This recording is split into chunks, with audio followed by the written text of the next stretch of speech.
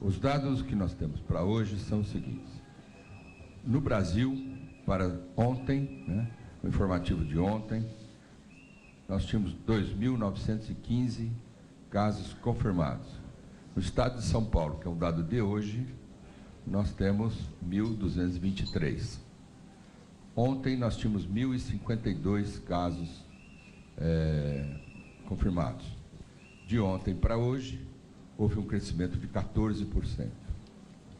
Isto é um dado importante. Nós temos acompanhado desde o começo da epidemia, aqui no estado de São Paulo, qual é o comportamento da incidência de casos, tanto aqui em São Paulo, no estado, como no Brasil e demais países que foram acometidos pela epidemia, que vocês já sabem quais são. São dados extremamente fidedignos, eles provêm com o chancela da Organização Mundial de Saúde e são adotados tanto pelo Ministério da Saúde quanto por nós, que mostra que há um crescimento da epidemia e com algumas variações que vocês também devem ter observado, que foi que agora os Estados Unidos escapou da curva e está acima da China, do que foi apresentado pela China. Que a Itália tem um número de casos inferior à China, mas com um número de óbitos maior.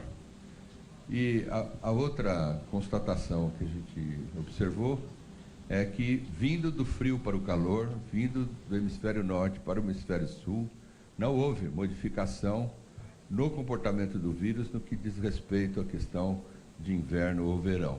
Ele se comportou da mesma maneira.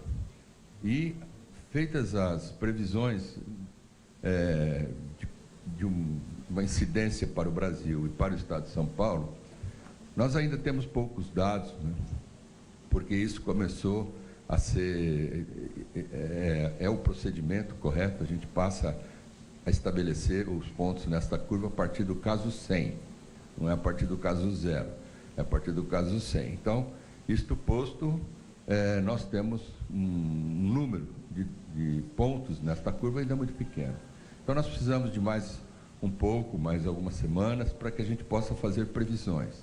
Mas o que nós temos observado é que o crescimento da curva de São Paulo tem uma incidência menor, ou uma taxa de crescimento menor do que a curva do Brasil. Para vocês terem uma ideia, em 16 de março, que foi quando teve o caso 100, 15 de março, e 16 eram 152 casos confirmados no estado, chegando no dia 25, que passou agora, 862, um crescimento de 467%.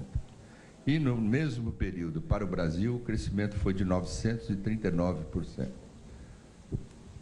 O que eu quero dizer com isso é que as medidas que foram tomadas pelo governo do estado estão em linha, primeiro com a literatura toda que a gente consulta, estuda e acompanha todo dia, e as demais histórias de epidemias que se conhecem.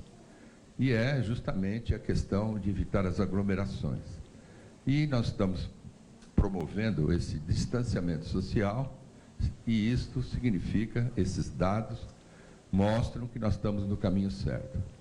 E aí vale um apelo para que a gente continue nesse distanciamento social, que a gente não afrouxe, que a gente não faça com que isso seja menos regrado do que tem sido até agora, para que a gente possa caminhar até o fim da quarentena, que é no dia 7 de abril, dentro do mesmo padrão de crescimento. Se nós conseguirmos isso, nós teremos para frente do dia 7 uma vida melhor e de mais esperança com relação à questão desta epidemia.